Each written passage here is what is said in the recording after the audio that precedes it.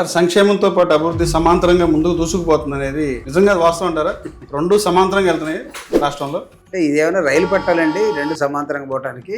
ఆ super hit అని వాళ్ళు పెట్టుకోవడం తప్పితే సూపర్ హిట్ కాదు. ప్రజల ఆకాంక్షల మేరకే ఈ యొక్క కూటమి ప్రభుత్వం ముందుకు పోతుందంటారు. నిజంగా ప్రజల ఆకాంక్ష మీద జరుగుతుందంటారా?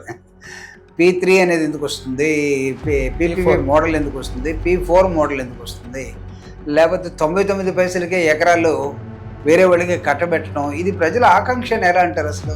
అంటే 99 పైసలకి ఇస్తే అభివృద్ధికి వైసీపీ వ్యతిరేకం అని చెప్పి లోకేష్ గారు చెప్పారు. అడ్రస్ లేని కంపెనీలకు ఇచ్చేసి ఇదే అభివృద్ధి, దీన్ని వ్యతిరేకిస్తే బాగుండదు, సోషల్ మీడియాలో పెడితే బాగుండదు అంటే గాజులు దొరుకుని ఉన్నారు అనుకుంటున్నారా? లేకపోతే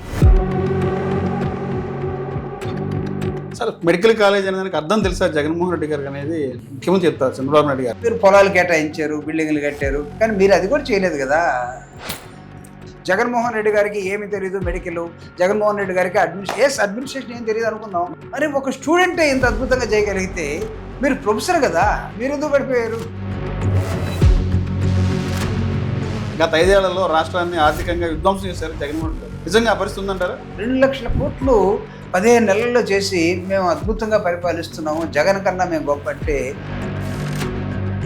రాష్ట్ర ప్రజలు 151 సీట్లు ఇచ్చారు మీకు. 151 సీట్ల నుంచి 11 సీట్లు పడిపోవడానికి కారణం ఏంటంటారు? 2024లో పొరపాటున గెలిచినంత మాత్రాన పొరపాటున అంటే ఎలా సార్ ఇప్పుడు ఆంధ్రప్రదేశ్లో అంబేద్కర్ రాసిన రాజ్యాంగం నడుస్తుందంటారు. రాజారెడ్డి రాజ్యాంగం నుంచి విముక్తి కలదని చెప్పి టీడీపీ చెప్పారు. రాజ్యాంగంతో మీరు ఎట్లా కంపేర్ చేస్తారు? అది ఒక రాజ్యాంగం ఏంటిది? విజయసాయి రెడ్డి గారు ఎందువల్ల పార్టీ పెట్టుకెళ్ళారు? ఆయన్ని అడగండి, ఆయన అడగాల్సిన ప్రశ్న. జగన్మోహన్ రెడ్డి గారిని దేవుడు అన్నటువంటి వ్యక్తి ఈ రోజున ఎందుకు జగన్మోహన్ రెడ్డి తీవ్రంగా వ్యతిరేకిస్తుంది? మిమ్మల్ని ఎక్కడో ఉన్న వాళ్ళని తీసుకొచ్చేసి ఎమ్మెల్యేని చేశాడు మీ ఆస్తులు కాపాడుకోవడం కోసం. బై ఎలక్షన్లో జడ్పీటీ ఎన్నికల్లో సాక్షాత్తు పులివెందుల ప్రజలే తిరస్కరించారనేది చంద్రబాబు గారు చెప్తారు. సరే, అది డిపాజిట్ రాలేదని చెప్పి పెద్ద ప్రచారం జరిగింది. నిజంగా డిపాజిట్ రాలేదా, ప్రజలు తిరస్కరించారా జగన్మోహన్ రెడ్డి? ఓటర్ని ఓటు చేయకుండా దొంగలు చొరబడి ఓటర్లు ఓటు కూడా.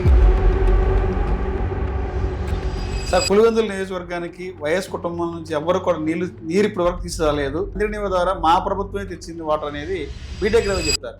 అంటే ఇప్పుడు అధికారంలో ఉన్న వ్యక్తి శంకుస్థాపన చేస్తే మొత్తం నేనే చేశానంటే మనం ఏం చేయలేమండి. తల్లి ప్రసవ వేదం దాకా బిడ్డను మోస్తూ ఉంటుంది, 1వ నెల నుంచి 9వ నెల దాకా. మంత్రసాని లాస్ట్లో వచ్చి నా వల్లే బిడ్డ బయటకు వచ్చిందంటే దాన్ని ఏమనాలి మనం? పార్టీ మనుగడ కోసం ఈ యొక్క రైతు పోరాటారు. నిజంగా పార్టీ మనుగడ కోసం పెట్టారా? రైతుల పక్షాన పోరాటం అది. మేము ఉనికిని కోల్పోయే దశలో లేము.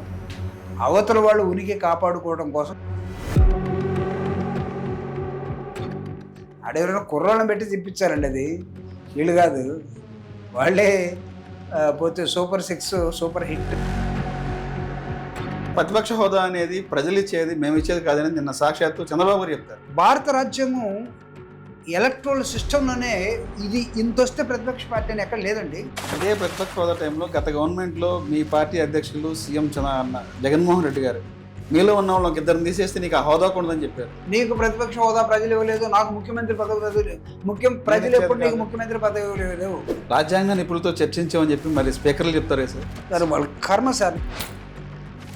అంటే అసెంబ్లీ రాకుండా వైసీపీ నాయకులు బయట రఫా అని రంగులు వేస్తున్నారని చెప్పంటారు. ఆయన రఫా రంగులు వేస్తే వీళ్ళందరూ ఈరోజు సార్ ఏదైతే ఉందో 2016-17 జరిగినటువంటి సుగాలి ప్రీతి కేసుకు సంబంధించి ఆ రోజున మేము బయట ప్రపంచానికి తీసుకురాబట్టే వచ్చిన గవర్నమెంట్ మీకు న్యాయం చేసింది అనేది పవన్ కళ్యాణ్ గారు చెప్తారు. దాన్ని ఫస్ట్ వెలుగులో తెచ్చింది మేము, పవన్ కళ్యాణ్ గారు కాదు. సార్ రాష్ట్రంలో లా అండ్ ఆర్డర్ ఎలా ఉంది?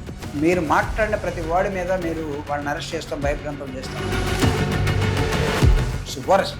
గతానికి ఇప్పుడే స్వేచ్ఛగా ఉన్నారు ప్రజలు అంటారు. సాక్షాత్తు హోంమంత్రి వంగులపూడి అంతగా అసలు ఆవిడ దగ్గర పవర్సే లేవు. Somebody is enjoying that power.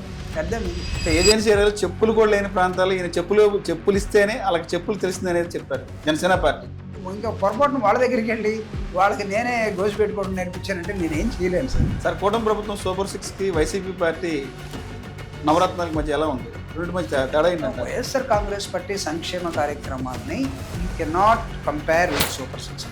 Sir ఏంటి టీడీపీ పార్టీ గేట్లు తీస్తే వైసీపీ ఒక జగన్మోహన్ రెడ్డి తప్ప మొత్తం మా పార్టీలోకి వచ్చేస్తారంట. నిజంగా పరిస్థితి ఉందంటారు? జుబ్బుడు గారు వైసీపీలో ఉంటారా, మన పార్టీ మారే అవకాశం ఉంది? ఇలాంటి క్వశ్చన్లు మీరు అడగకూడదు. ఈ క్వశ్చన్ కట్ చేయండి ఫస్ట్. సార్ రాష్ట్రంలో డబుల్ ఇంజిన్ సర్కార్ నడుస్తుందని చెప్తారు. నిజంగా డబుల్ ఇంజిన్ సర్కార్ నడుస్తుందంటారు? ఏమైనా హెలికాప్టర్ అండి డబుల్ ఇంజిన్ ఉండటానికి, లేకపోతే విమానమా? ఒక మాటలో చెప్పాలంటే రాజశేఖర రెడ్డి గారు ఏం చెప్తారు? Opening your heart and expanding your heart, హృదయాన్ని పరిచి పనిచేయటమే రాజశేఖర్. త్వరలో బిగ్ బాస్ అరెస్ట్ కూడా అని చెప్తున్నారు పదే పదే మీడియా. నేను చెప్తున్నాను రాసుకోండి. జగన్మోహన్ రెడ్డి గారిని దీనిలో ఇన్వాల్వ్ చేసి ఆయన్ని అరెస్ట్ చేసి చూపిస్తామనే దశ దాకా మీరు వెళ్తే ఆ రోజే మీ పతనం స్టార్ట్ అయింది.